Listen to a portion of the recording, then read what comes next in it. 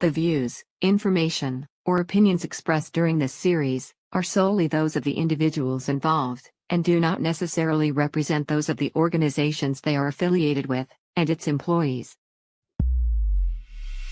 There will always be somebody stronger, faster, and smarter than you. Surviving depends on your adaptability to change.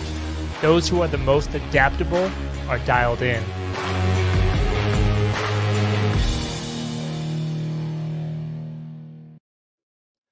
Hey, what's going on? Good day today. Happy Tuesday. It's Kyle Burt here with Dialed In. Welcome to the show. Got a great show lined up for you guys today. Let me know where you're watching from. We're live right now on LinkedIn and YouTube. Say hello. Don't be a stranger. Don't be shy. Let's get into the conversation. We're going to talk today about being set up for failure. You know, oftentimes as we're going through our days and going through our projects that we're working on in our respective companies, the way that we communicate and the way that we lead others can either be to our success or to our detriment. And it really boils down to some very key differences that we're going to discuss today with Rick Velasquez, the Director of Global Cybersecurity Operations and Incident Response at Sabre Corporation. So who do we have out there today? Say hello. Hello, Robin. Robin from Dallas. What's going on, Robin? Guys, jump in as you join, and we'll get this show off the road. But so you know, Rick Velasquez is coming in. He's going to share his context from his time in the military intelligence officer for the Army Reserves, the time he spent in Afghanistan, leading up to becoming a risk and security manager, deputy CISO for Federated Insurance, and now the Director of Global Cyber Threat Management and Incident Response for Sabre Corporation. So without further ado, let's bring in Rick Velasquez.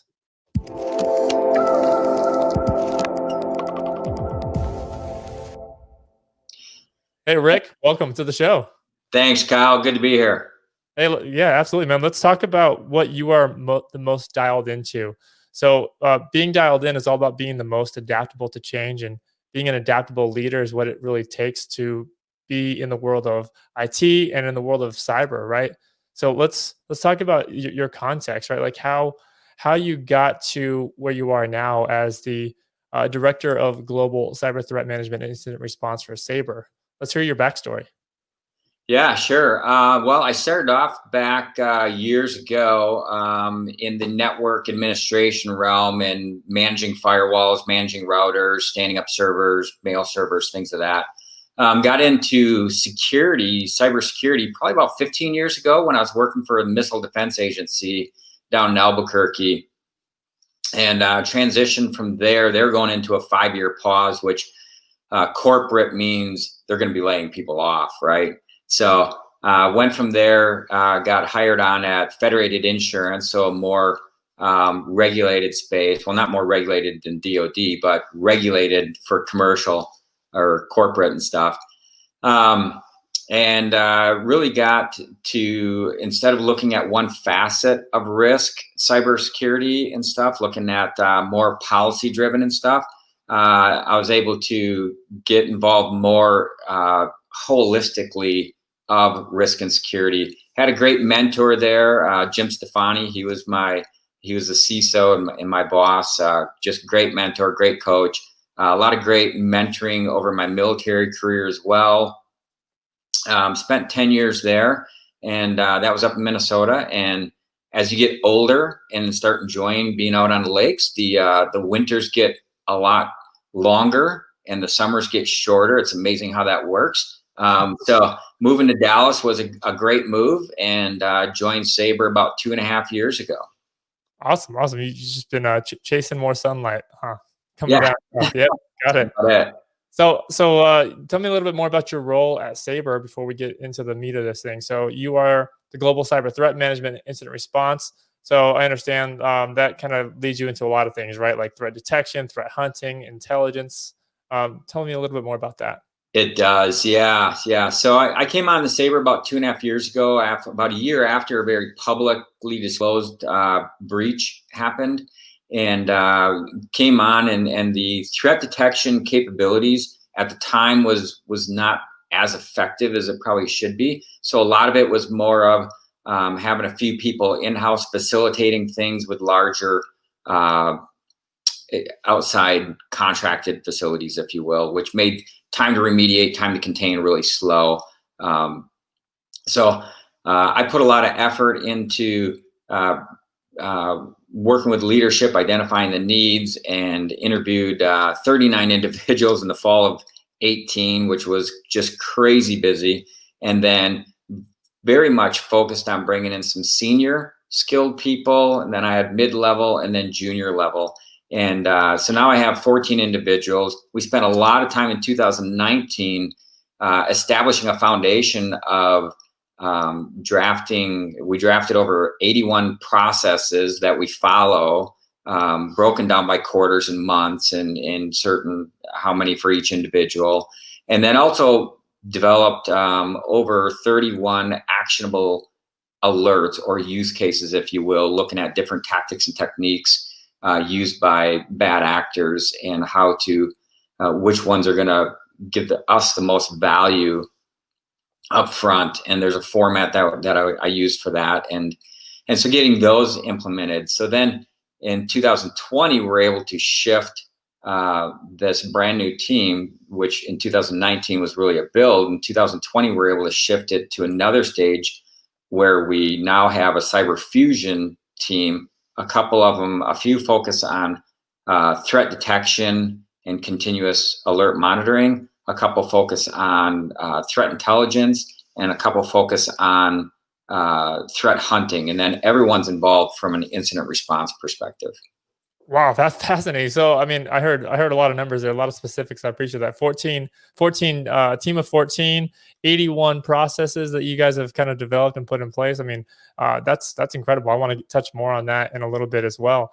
But jumping into this topic that we've kind of reverse engineered a little bit here today, and that is being set up for failure, or the inverse of that, right? Which is situational leadership. Tell me a little bit about how situational leadership has impacted you, and maybe we start with that story. That you have a great story from your time in the military. Yeah, well, one of the things, like you mentioned, I really strongly feel if we're not deliberate in our attempts to set team members up for success, we can unintentionally set them up for failure. It's not that we're trying to do that or want to do it, but it can just happen. So situational leadership is one of those methodologies. I learned from it when I was at Federated Insurance. It's by Franklin Covey. So anyone can go out there and just Google Franklin Covey situational leadership.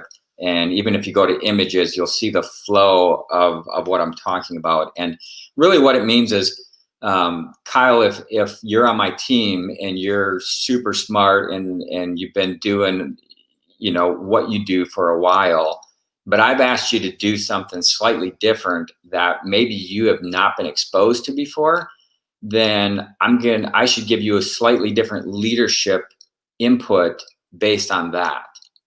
In other words, and there's 4 key things there. There's being given more direction. And then it transitions. If you have more experience with it, instead of as much direction, I'm going to start giving you coaching.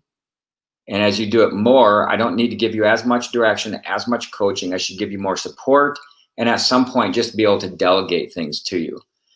Often what we end up doing is we don't realize that it's a new situation for an employee, and we immediately delegate, and they can feel overwhelmed. They can feel set up for failure. because they haven't gotten the direction, they haven't gotten the expectations, they haven't gotten anything. And oftentimes employees, just as ourselves, if our leadership does it to us, we don't necessarily want to feel like we're incapable. And so we may go and try to find our own way, which makes for a very inefficient process forward. And everybody's busy. So it's also a good way. I've shared this with my own team members, this methodology, and shared with them that they have a responsibility to let me know if it is a new situation, because I may not always know. So if they can let me know that, they haven't really had this situation before, they should have an expectation from me to get more direction. So it kind of goes both ways. Right. Yeah. So what would you say like the frameworks are for this? Like the step 1, step 2, step 3 type of, and again, people can go research this on their own, but just like the high level step 1, step 2, step 3 for us. Yeah. So one, I would say you can, as a company, they can explore, looking into this type of training. But just as any of us leaders, like I said, you can just Google Franklin Covey Situational Leadership, find that little chart. And what I've done is I've even just shared that chart with my team members in a meeting, just show them, if you Google it and show them that, and shared with them that they have an expectation from me as well, and that they need to communicate with me. And so step 1 is really, if I'm giving an assignment to an employee, a team member, just trying to be cognizant of where they're at with that situation. Maybe they've never done it. If they've never done it, then I owe them more direction. So it's direction, coaching, support, and delegation. Maybe if it's a situation, I know they've done it once or twice. I know that I don't need to give them as much direction, because then they're going to start feeling like they're micromanaged, but I can give them more coaching or support on that. And if they've done it a lot, then I just give them delegation. So we shouldn't be afraid and say, well, I don't like to micromanage. Sometimes that can be a cop-out, which is really just saying, I don't want to be a true leader, or I don't want to actually give direction. We owe it to them to give them direction. Now, if they've done it a lot and we're still giving a lot of direction, then we are probably micromanaging. So just saying I don't want to micromanage is not necessarily the same thing. We should be willing to give a lot of direction, more direction, if they've never been exposed to that situation before. Right. So yeah. So communicating like clear expectations, and based on the situation, more or less direction, right? Yeah. Yep. Cool. So that's kind of the gist of it, right? Maybe it would be helpful to hear like an example of like when this works and when it doesn't work, just from your experience. Sure. So one of the ways, well, as I brought on all these new people onto the team and stood up basically a very fresh team, a very new team, I needed to get everybody up to a certain level and have a path forward to make sure that we're all moving in the same direction. So one of the things is I feel it's very important to invest in the employees' skills and in them. And that's in a couple of different ways. One is establishing a very collaborative environment. Oftentimes, I think people like to work more collaboratively and not feel like they're on an island by themselves. And I think the more we can establish that, and the more that we can show our employees that we're here for them and we care for them, we're looking out for them, because if they're successful, we will be successful. And if we can show that, then we reduce turnover and we're not a training ground. So one example of that is building out these use cases. I didn't want to just assume that everybody knows what a use case or actionable alerts are. So brought everybody together, and I just kind of went through it with everybody step by step, brought up this template that I already have established, showing how it works, and kind of just walked through a simple one like password spraying, and said, okay, we're looking at password spraying. These are techniques associated. The password spraying is a technique. These are different things that are associated with it. What's the credibility and reliability of that type of alert when it gets triggered? What's the response? And just kind of walk through the whole document together as a group. So that's more of that deliberate directing, give him more directive. And then what I did is we said, okay, well, we're just going to start off with getting like 9 use cases per quarter in place, which is going to be this many a month. And I'm going to break you guys into teams of 3. So therefore they're not on an island by themselves. So that's more of that collaborativeness. And then it also was the ability so they didn't feel overwhelmed and they could work together, because there's also a huge value in harnessing all this intellectual horsepower we have within our groups and our teams. And so by that, they just felt more at ease, and they could just enjoy the work more. And then when we would follow up each month and see how we're doing, I could just give more coaching and supporting on that. So you can kind of see how that transitions. Yeah, absolutely. To that point, question from Elevate Exchange from Robin here. How can leadership distinguish between what coaching is and support is, et cetera? Like, how do you distinguish between the two? Yeah, it's a good idea. A good question, Robin. I appreciate that. So there are different definitions of that, but for me personally, where I would see it is coaching is taking some of what you see is going on and giving them some positive feedback. Sometimes it's not always positive, but trying to give them feedback on how to improve it, how to improve themselves, how to maybe communicate that a little bit better, or how to maybe just change it up a little bit. Basically what I'm looking for is how can I help them be better? Right? That's what coaching is all about. It's not about me, it's about them. How can I help them? Whereas supporting, I would take that more in the role of just being, supportive of them, and sometimes being a cheerleader. It's amazing that when I first started, the team was very surprised and very excited about just having me be willing to talk to them about expectations, about the strategy, about where we're going, because a lot of them hadn't really had as much of that in the past, and they just ate it up. I mean, they just thrived on that. So oftentimes supporting can be just encouraging them and also giving them positive feedback of, hey, you're doing great on this. Great job.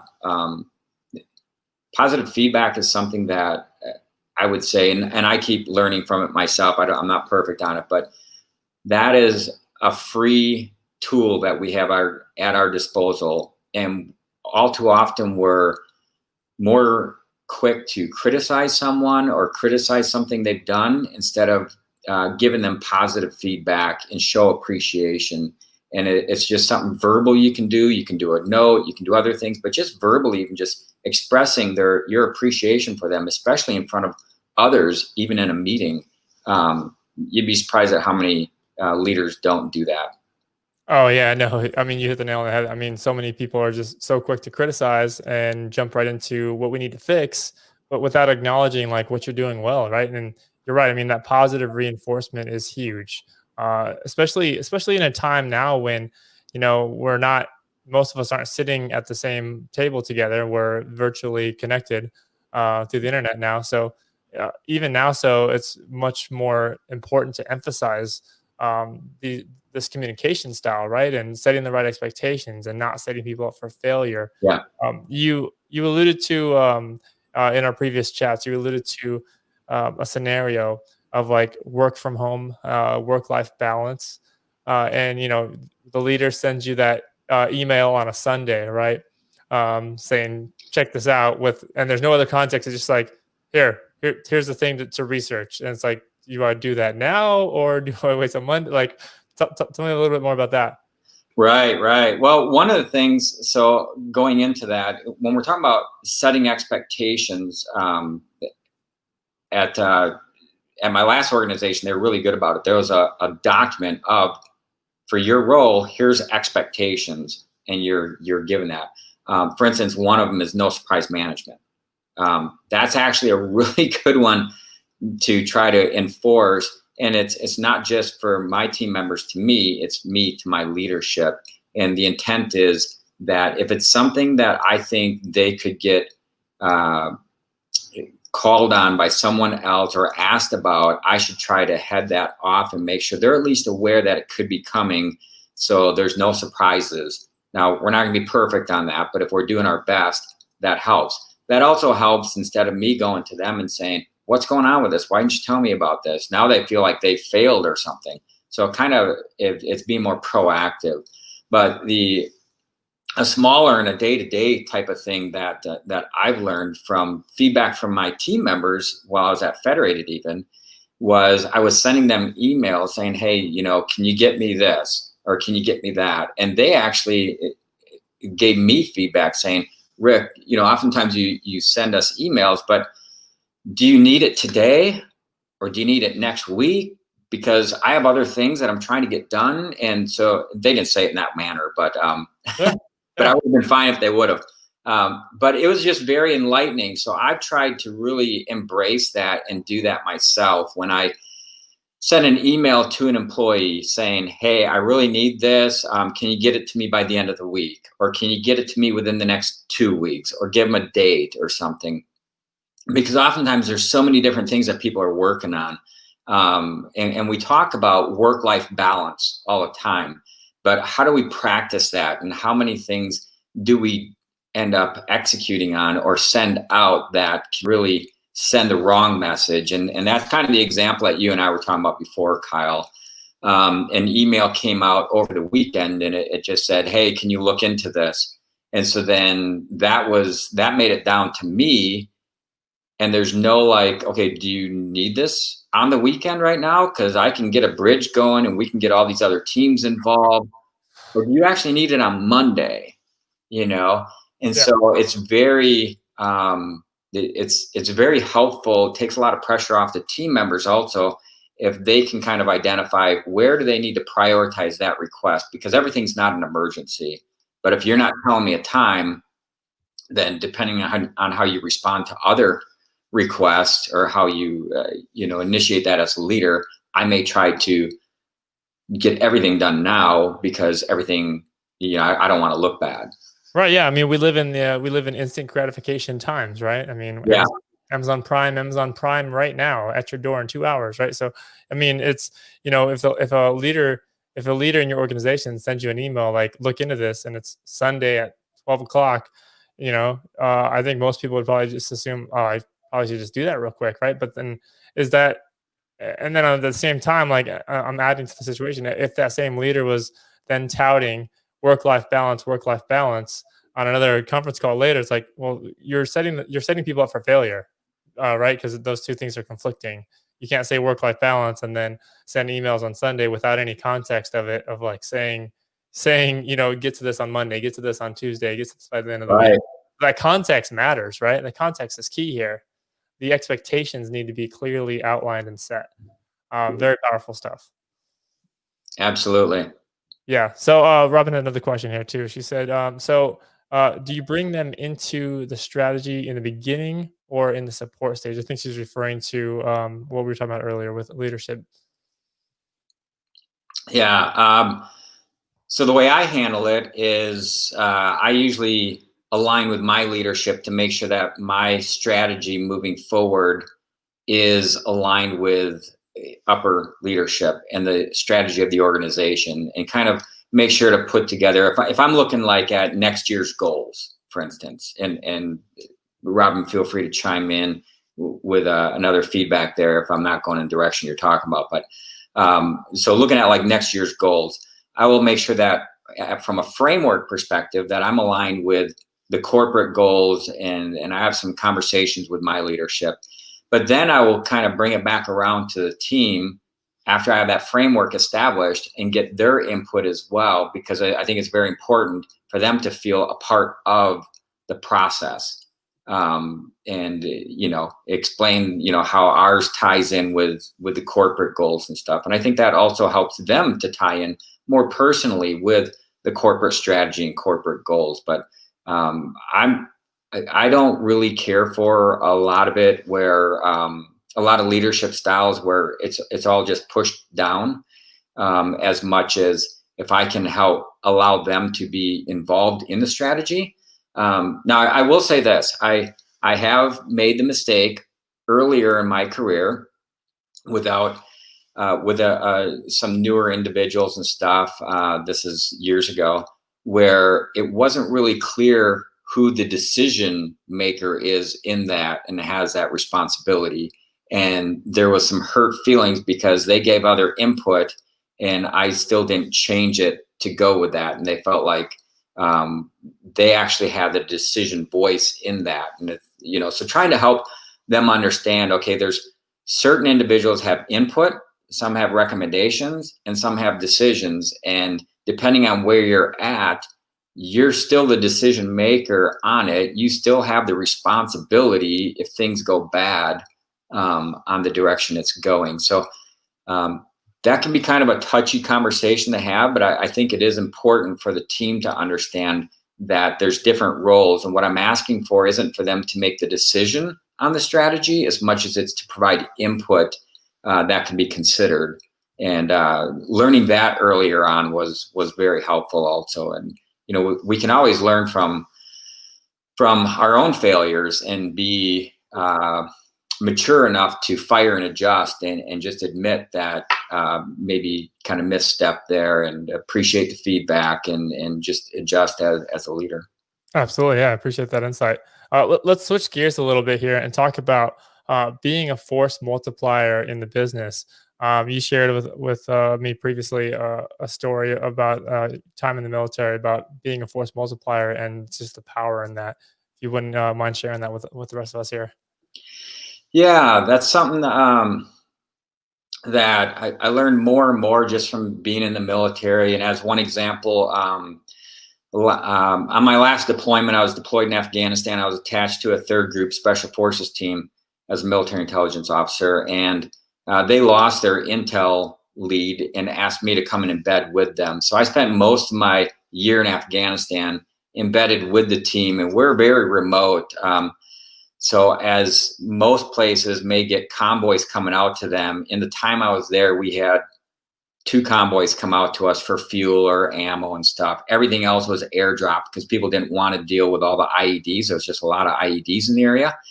And so you'd have pallets of fuel, 4 55-gallon drums on a pallet, airdrop down, ammo, water, food, everything. So with that, on a team, you have about 12 soldiers. And so you can imagine being very remote on your own. You have to multiply your capabilities, right? You can't just do it all your own. And so we had a scout platoon attached to us. We also had a small Afghan army platoon across the street from us. But then we would go into on a mission down into a village that we're going to clear the village and set up a safe house there. So on that particular mission, I reached out to other elements that I've worked with before that operated some of the drones in the area or some of the signal capabilities for intercepting traffic. And I asked them to fly out and embed with us for a week and go out on that mission, which also meant, they had to fly in by helicopter, that they're going to be there for a couple of weeks. They appreciated it because they got to get out of the fob and go out on a patrol. We appreciated, the team appreciated it because it multiplied our capabilities. So there's many different stories of that. But on the corporate side, taking that same thing into play, the way I've had a lot of success with that is through building out relationships with individuals in the business leaders, building out relationships in the other technical spaces, server teams, end user computing, database teams, things of that nature. And then we did a couple things when I was at Federated that was really successful. Is we held a couple lunch and learns after some basically pen testing and other things that we had done. And one of them is we set up a live network attack scenario where if you look at the kill chain, the assumption was assume that they've already done some reconnaissance. They've already done some delivery of the malware. Now what? And basically what we did is we showed them with having a server set up out in North Carolina, and we're in Minnesota. We showed them on live screen an end user getting an email with an Excel, a base 64 encoded spreadsheet, and it said like payroll something, right? Something that piqued their interest. And they open the email, and the attachment, it doesn't really show anything of interest. They close it out. And then we showed on another screen, because we had the screens side by side.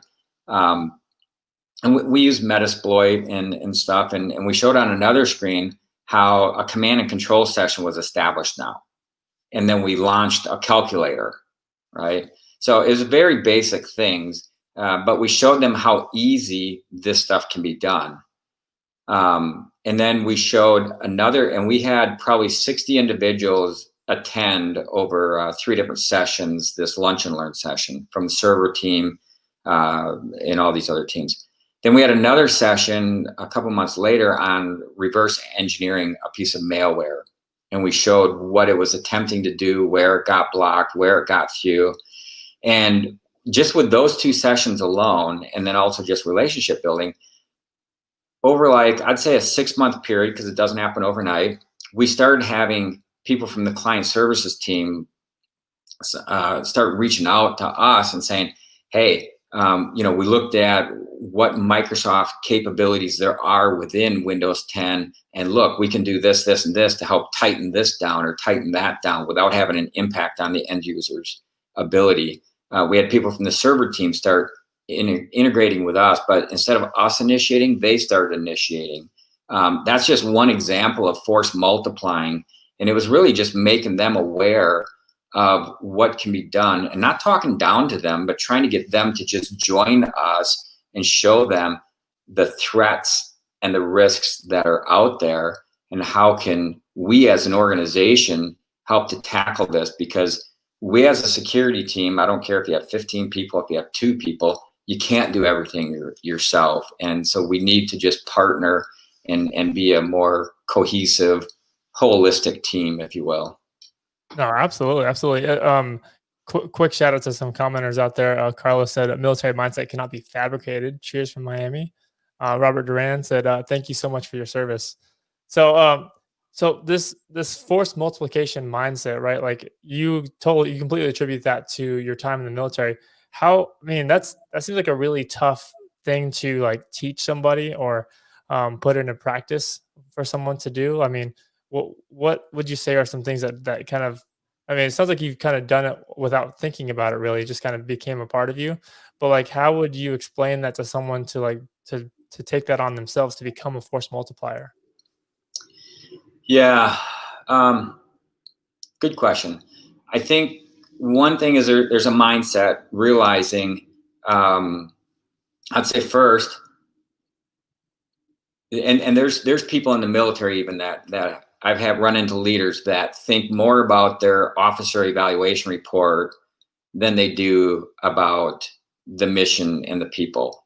In other words, on the corporate side, they worry more about what's my performance review going to look like.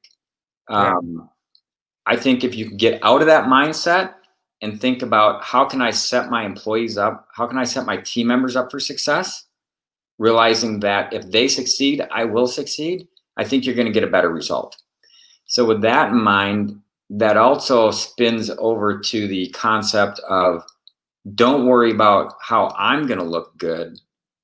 How can I help protect the organization? And realizing that you can't do it all on your own, and realizing that you're going to need help from other departments. You could do so much yourself, and you can make a splash, and you can protect so many areas that you're doing a great job.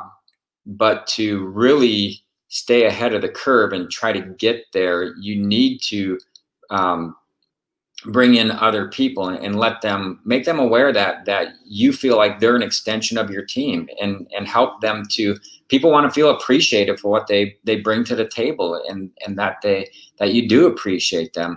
And I think what that does for you is you can focus on what you focus on, and they can help to start thinking in a security mindset when they're deploying things. And so you're not going back and chasing the tail all the time. So Right. another thing that I've had a lot of success with, and that's I establish anywhere I go, I establish a weekly technical interchange. And basically what it is, it's a 1 hour session. It's with my team, and then I expand it out to others if they want to join. And it's a floating agenda. In other words, it's out there, like I have it out there on SharePoint week by week, and any team member can throw topics out there. The intent is to throw something out there that they've learned, that they've come across, that would be beneficial for sharing with the team.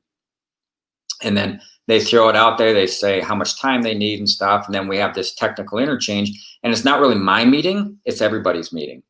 And we just kind of share what's going on, and I learned this, and this is really cool. Maybe I went to a conference and I picked this up, and it's a way to do some knowledge sharing, and it kind of helps others gives them an opportunity to hone in on some presentation skills, although it's more of a conversation, but it's still kind of some public speaking, if you will. And it also, you can invite others from other teams in on it so they can hear what's going on, and they appreciate it. It's just 1 hour, and I don't want to take credit for it. I didn't think this up myself.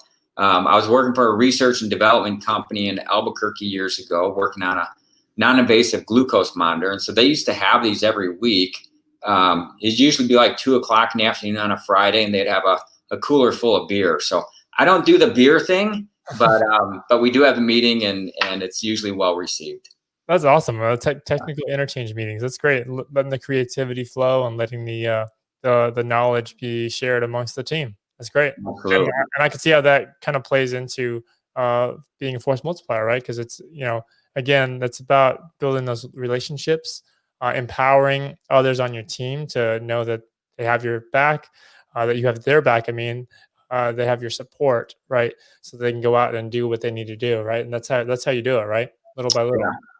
Yeah, I'd say another piece that you do to that, you just brought up a good point, is knowing that they have your support so they can go out and do what they do.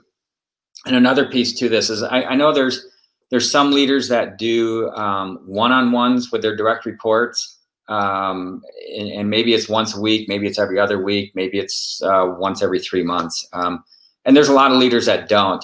I was exposed to that a lot when I was at Federated. It was a requirement in anyone in IT as a leader. You had to do one-on-ones, and it was every other week. And that battle rhythm was fine.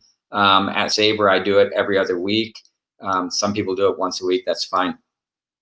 But there's a lot of value in that one-on-one session with your direct reports. One, I think it helps for you to just have some sliced off time to be able to reconnect and make sure that you're getting to know your team members. What I like to say is that one-on-one, it's not for me, it's for you. It's your one-on-one for you to give me any updates on where things are at. And I give them a goal, not a goal, but an objective. This is the objective of the one-on-one, the fact that it's theirs, and it's for them to bring things to me that maybe it's some decisions that they need to just align on as they have some of these other meetings coming up with maybe vendors or other teams. And in that aspect, the one-on-one gives them, I like to think of it as kind of agile decision-making, if you will. So we have agile for development, but what it allows you to do for your employees, or me with my leadership, is there's certain decisions that I have to make coming up with certain vendors or certain other teams. And if I'm aligning with my leadership, with my boss, Darren, I can just align with them on a one-on-one. So when I have those meetings, I don't have to worry about, am I aligned? Am I making the right decisions? This is where I want to go. This is direction. Had a conversation with him. He supports it. So now when that comes up, I can just make the decisions and move forward versus having to backtrack on something later and trying to reverse something. It allows me more fluidity to make all these small adjustments and keep things moving at a fast pace versus having to wait and stall and, I got to get permission on this or permission on that. So I think one-on-one sessions really helps to give more, empower your employees, if you will, so they can move. Yeah, like you said, like one-on-one sessions is for you. It's not for me. So it's not, you're not using it as a metric to measure them per se. You're using it as a metric for them to be more empowered, right? Yeah. That's a great way to spin it. So specific to your role, excuse me, what would you say that is the biggest challenge you have right now? I would say, like most large organizations, an accurate CMDB showing what assets are out there, where they're at, and who the owners are. That would probably be one of the top challenges. And I say that because when we look at some key vulnerabilities that come out, and one of the first things we want to do if they're critical vulnerabilities from my team's perspective is we want to look at, are we currently protected against that? Is this a vulnerability that we need to be overly concerned with? Do we have indicators of compromise in our alerting tools to monitor and block for that? Well, one is, if you look even at the cybersecurity functional areas, the first one is identify. Well, if you can't identify what you have, where you have it, what vulnerabilities are out there, what's patched, what patch level you're at, if you can't identify that, then it makes it more of a challenge. So you can't really get this, you can't really respond as the way you want or as efficiently. So it just really bogs everything down, and it makes for a much slower response and takes a lot more resources to get things done. Oh, wow. Yeah, no, definitely does. It's something that that you need to overcome quickly, probably, right? Yeah. Well, it's, yeah, I don't know how quick it is, but and there are tools out there that can help with that. But I think, there's size of organization. There can be, right? A really small organization, unfortunately, you can move really fast, but you can end up being the jack of all trades, master of none, and you're overwhelmed because there's two people trying to do everything, and you just can't, right? Yeah. And you can get to a large organization where you have a certain size, a right sized team, and you can still have more mobility, kind of like you went from a sports car to a car that's a little bit bigger, so you can still move quick. But then you get some large organizations, and now it's like a big ship. So you may have more resources, and you may have more people and everything else, but you potentially also have a lot of tools that are not 100% deployed, a lot of tools that are partially configured, and you trying to get things done. You're not just going to turn that ship fast. It's unfortunately, it goes slower than you'd like sometimes. Ships take a long time to turn around, right? Yeah, without doing damage, right? Yeah, without doing damage, yeah. What would you say is the biggest surprise you've had in the last few months, just besides the obvious, and why? Just in terms of your team and response. I would say probably the amount of effort put in during the work from home. It's also opened the eyes even to our CEO, who was not really open to a lot of work from home before, and now he's actually entertaining it, and our people team is looking at different options and strategies for long term, even when we're back in the office, what type of maybe hybrid work from home options there might be. Mm-hmm. And part of that is because I think people are realizing that maybe not everybody, but the bulk of your employee base can be very productive working from home. And I would say, even, looking at our team, I would say, and others may have seen this as well, that sometimes it's even to the point where I've had conversations with them, and I have to try to get them to throttle back a little bit because they're on back-to-back meetings, or it's 7 o'clock at night or 8 o'clock at night. And it's like, okay, you still have to figure out how to separate work from family, because, having a work-life balance isn't something that we just talk about. We have to be deliberate in trying to support our employees with that, encourage them, and encourage them to take time off. That's another struggle with the work from home thing is, I think taking time off as much. Yeah, I think the line is like completely obliterated. I'm not sure if we're actually working from home or if we're actually living at work. Right. You can't really tell the difference, right? Yeah. So I think, definitely a lot needs to be done there. But it's interesting when you talk about that, because you're talking about decoupling people from property and decoupling organizations from the need of having this like huge headquarter facility with like, thousands of offices and thousands of seats and chairs, down to like, maybe we don't need that much anymore. Maybe we just need like the smaller space, right? So a lot of change going on there. Yeah, it'll be interesting to see how things transition as companies go back to work. So I think a lot of companies are looking at how much they're paying for lease space. How much would it cost just to break the lease? Maybe they need half as much space, or whatever it may look like. Maybe some positions can work from home, period. Maybe some just need to come in the office 2 days a week or 3 days a week. And what is that going to look for the congestion on the roads too? That's what I'm looking forward to. Oh yeah. Imagine like, these employees go to work on even days. These ones go to work on odd days. I mean, even something like that would be like traffic would be cut in half. Right. Yep. It was something like that. That way you get away from the house for like a little bit, but the majority of your work is done from home. Yeah. Fine too. Interesting. So let's pivot to the end. I appreciate this conversation so far. It's been very impactful. Going to do last 5 questions for you. We're going to pick up the pace a little bit here. Here we go. What is the most important thing you've ever learned in life? Oh, wow. That's a pretty broad question there. It is. The most important thing I've ever learned in life, I would say,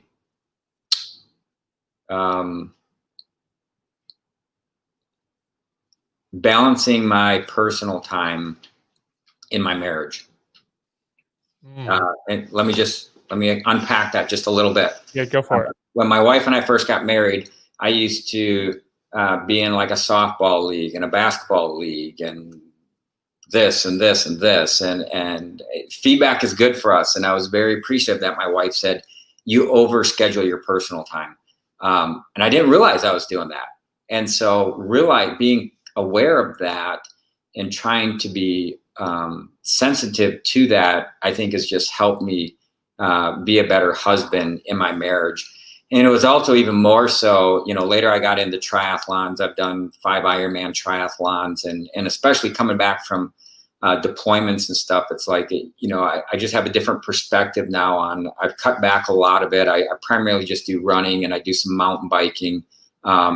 Aside from that, I do more things with my family, like tennis and things like that, because I'm just trying to balance that family time and trying to always be aware of that. So I'd say that's probably one of the more important things. I don't always do it well, but I'm striving to always be better at it. Oh, incredible. No, that's it's incredibly powerful to hear you talk about that. And it's so important to make time for that. I think it's easy for us, especially as men, to get carried away with that kind of stuff, Yeah, for sure. What would you say makes you feel inspired, or like your best self? Inspired.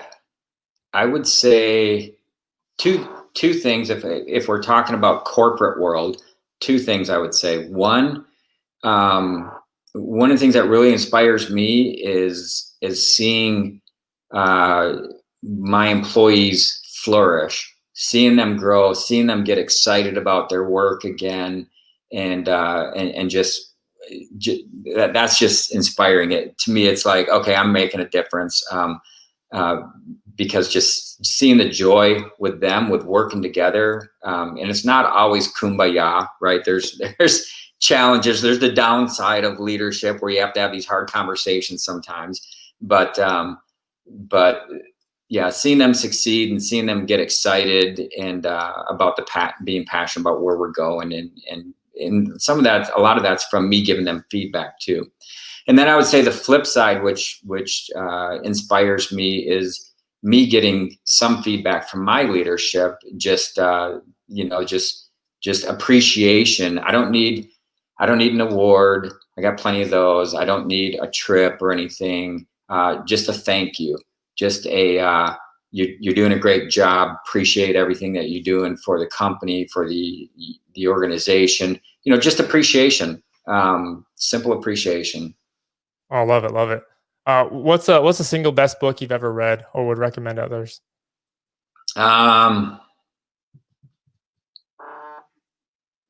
Well, so I've spent well over 24 years in the military.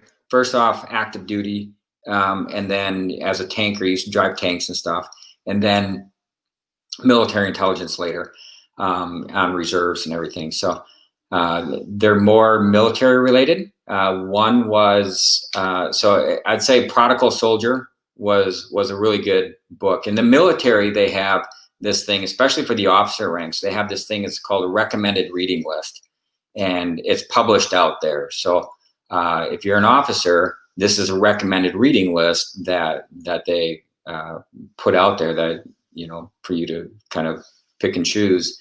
That'll help grow your career, if you will, or just grow you as a leader.